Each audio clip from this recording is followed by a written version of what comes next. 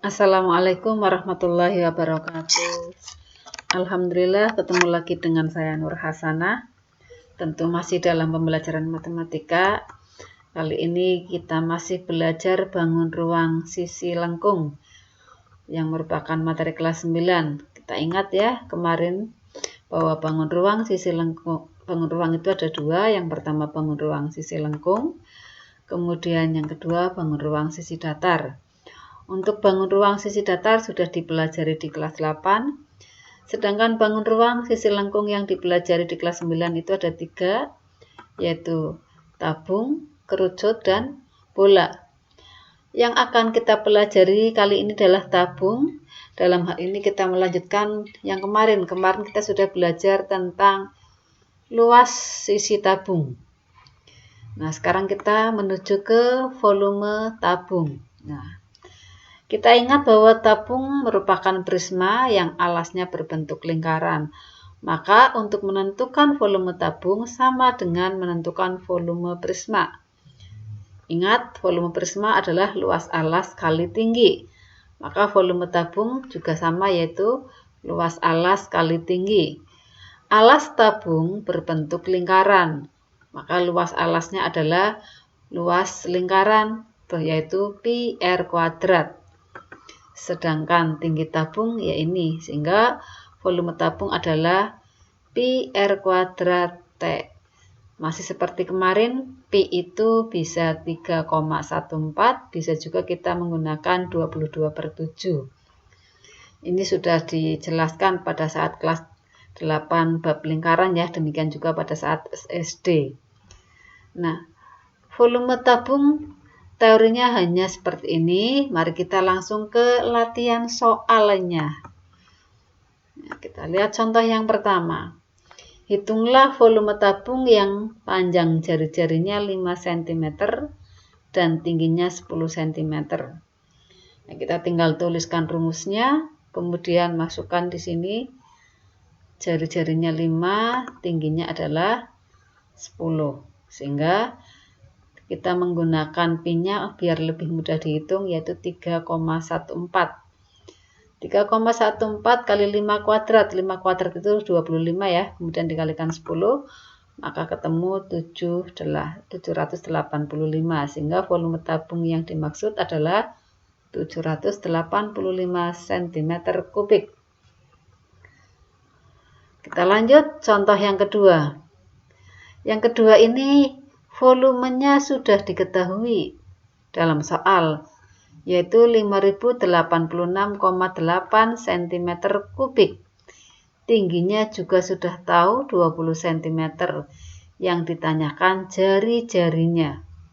Ini ada petunjuknya, pi sama dengan 3,14. Nah, bagaimana menyelesaikannya? Tadi yang diketahui ini volume sama tinggi, yang ditanya R-nya, jari-jarinya. Kita ingat, volume kan rumusnya pi r kuadrat T. Nah, kita masukkan aja. V-nya kita masukkan, P-nya dimasukkan 3,14, R-nya belum tahu, T-nya 20. Yang bisa kita hitung, Ya, sebelah kiri tentu nggak bisa dihitung, tapi yang kanan kan ini 3,14 kali 20 bisa dihitung 62,8. Tentu ini R kuadratnya adalah 5086,8 dibagi 62,8 sama dengan 81. Karena yang ditanyakan R, maka ini biar nggak ada kuadratnya, tinggal diakarkan. Jadi R adalah akar 81, yaitu 9 cm. Kebetulan satuannya sudah pas ya. Sehingga untuk soal nomor 2 ini, yang dimaksud jari-jari alasnya ketemu 9 cm. Kita lanjut untuk contoh yang ketiga. Kali ini diketahui volumenya juga, yaitu 9420 cm kubik. Nah, tapi di sini yang diketahui adalah perbandingan antara jari-jari dan tinggi tabung, yaitu 1:3. Yang disuruh ditanya di sini adalah jari-jarinya berarti berapa, tingginya berapa. Oke, kita selesaikan dulu dengan cara kita seperti tadi. Ini volumenya, ini perbandingan R dan T. Nah, yang ditanyakan yang pertama jari-jari, yang kedua tinggi. Jari-jari banding tinggi itu 1:3, artinya tingginya adalah 3 kali lipat jari ya, ini tingginya. Dari situ kita ingat rumus volumenya kan pi R kuadrat T. Maka volumenya kita masukkan, P-nya kita masukkan 3,14, kemudian R-nya tetap, ini R kuadrat kita belum tahu, T-nya juga tetap. Nah, kita ubah T ini menjadi E dalam R. Nah, tadi T adalah 3R. Kita ubah T-nya menjadi 3R. Sehingga ini bisa dicari nih R kuadrat dikalikan 3R itu kan 3R pangkat 3. Nah, 3-nya bisa dikalikan dengan 3,14. Ketemu 9,42 R pangkat 3. Dengan demikian R pangkat 3 adalah 9.420 dibagi 9,42 yaitu 1000. Maka untuk mencari R, kita cari akar pangkat 3 dari 1000 yaitu 10. Sehingga ketemu jari-jari tabung adalah 10 cm. Belum selesai ya. Ini baru pertanyaan A. Kita lanjut untuk pertanyaan B. Tinggi tabung. Tinggi tabung itu tadi kita tahu 3R. Maka T-nya adalah 3 kali 10 yaitu 30. Jadi tinggi tabung 30 cm. Nah, mudah kan? Jadi kalau melihat soal jangan stres dulu. Pelan-pelan, nah tahu-tahu ketemu sendiri, mudah. Kita lanjut contoh berikutnya. Contoh yang keempat. Ini tentang sebuah drum penampung air yang diameternya 50 cm dan tingginya adalah 98 cm. Ini airnya penuh. Kemudian di bawah ini ada keran. Kalau keran ini dibuka tentu airnya mengalir karena di sini kan terbuka ya, ini ada lubangnya, ini airnya mengalir. Nah, di sini diketahui air yang mengalir ini volumenya 2,5 liter per menit.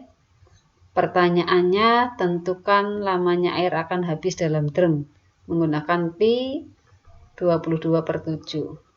Volume drum, karena drum ini bentuknya tabung, ini ya untuk menjawab.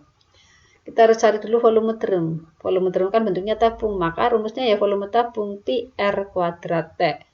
P-nya kita pakai 22/7. R-nya adalah 50 dibagi 2 ya, ini kan diameter 50-nya. R-nya berarti bagi 2, 25 cm kali 25 cm karena R kuadrat dikali 98 cm. Nah, ini 7 sama 98 bisa sistem coret ya. Ya, sehingga ketemu hasilnya adalah 192.500 cm kubik. Ini satuannya masih cm, harus dijadikan liter. Nah, ingat 1 liter itu adalah 1000 cm kubik. Dengan demikian ini menjadi 192,5 liter ya. Kapan air akan habis? Air akan habis ya tentu dari volume drum dibagi 2,5 liter ini ya. Berarti 192,5 liter dibagi 2,5 liter per menit.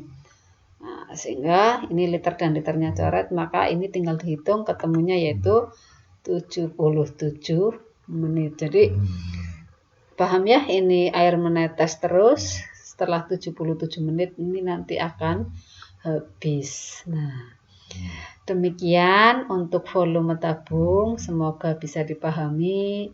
Salam sehat. Sekian. Mohon maaf dan terima kasih. Assalamualaikum warahmatullahi wabarakatuh.